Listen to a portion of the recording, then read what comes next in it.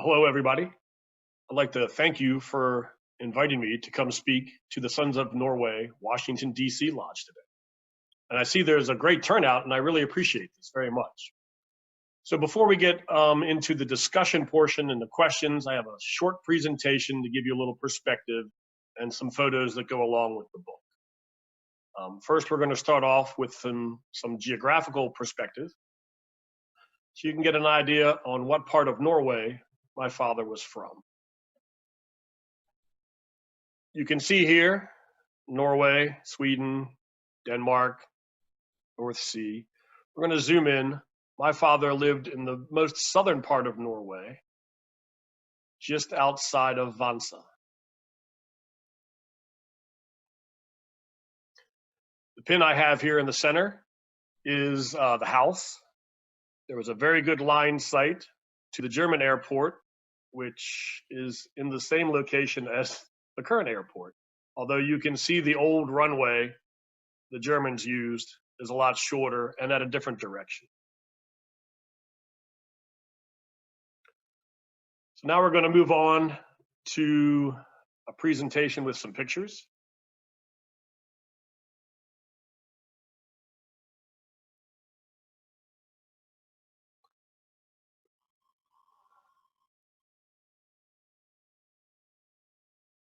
And for those of you who bought the ebook, you didn't get the back cover, which is this wonderful picture that inspired the front cover. It's the picture of my father and his brother in 1931. And you can see it's very similar to what is on the cover of the book.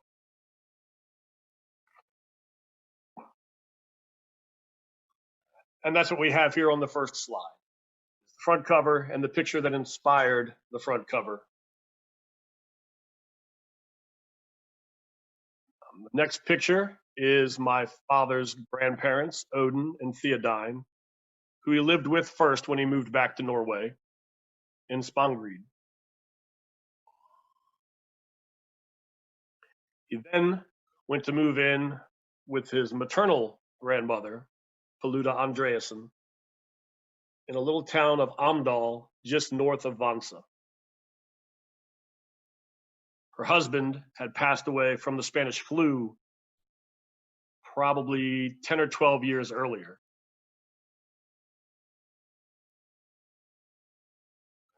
This is their house. This house was taken, or this picture of the house was taken right after the war. But you can see the tree, the field behind the house, a small stone wall, a horse. And if you look very closely over here to the right side, you can see the outhouse.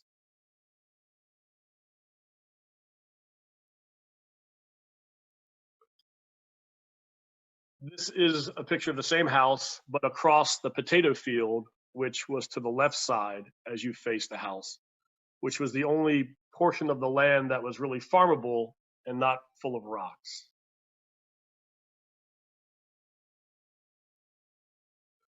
This is the house when I went to visit it with my father in 1999.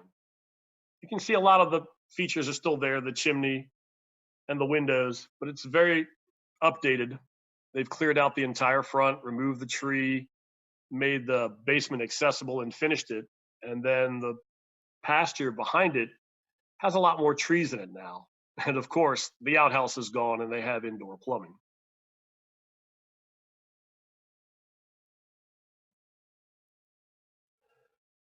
This is my dad's mother and her brother, or Uncle Tarld, as he's referred to in the book. And this picture was taken right before she left to go to the United States with her sister.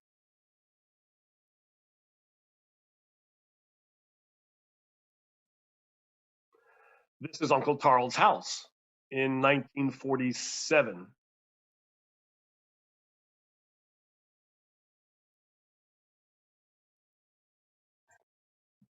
And this is the same house, again, when my father and I visited in 1999. One thing that has changed is they removed the barn that was at the far end of the house and put an addition on, and obviously changed the colors. I really like the traditional White House colors myself.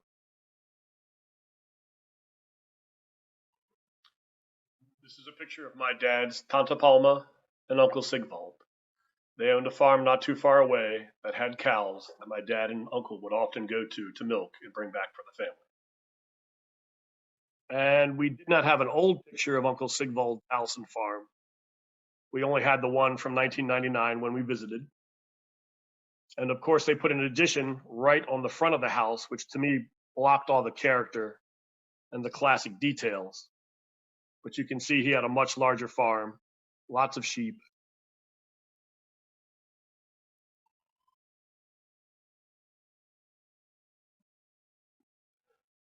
This is Knut Ellenis. This is the son of Christian Ellenis, who owned the bakery my father worked at. This is the site where the bakery used to be. It burned down in the early 50s.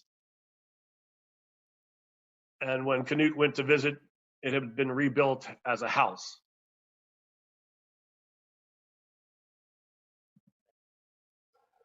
This again is an old picture from 1945 or 46 of the schoolhouse down at the bottom of the hill. I'm not really sure why the outhouses were so far away, although it obviously could be for the aroma.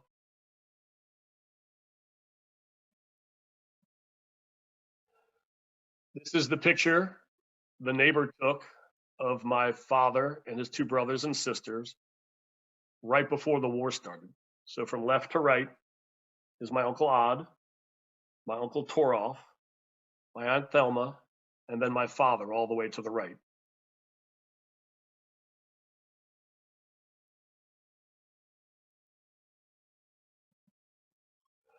And then this picture is after the war, when my father and uncle were headed to the consulate in Oslo to get their papers to come back to the United States to see their father. And these two suits were sewn by their mother. I don't have any good pictures during the war for obvious reasons. There were no cameras, no film allowed. The Germans pretty much confiscated everything they could.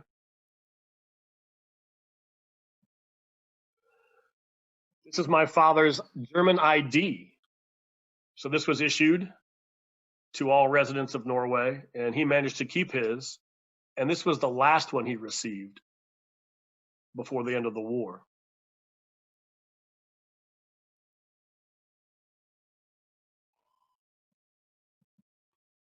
This is a ration card. What I find amusing about the ration card is there's no holes punched, there's no X's, there's no anything. They had lots and lots of ration cards at the end of the war because there was no food that was rationed out to the Norwegian citizens in their area.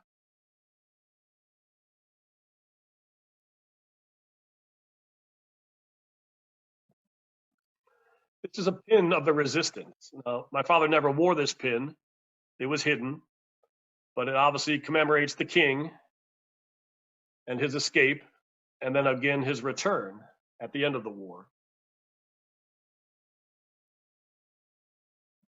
And then this is also a commemorative, it's a bookmark of the king's silhouette and the dates of the beginning of the war and the end of the war.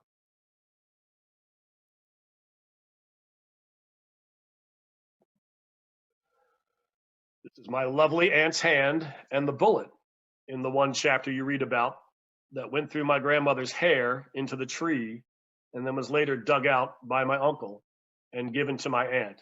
And she had saved it all these years and had it in a little dish in her cupboard.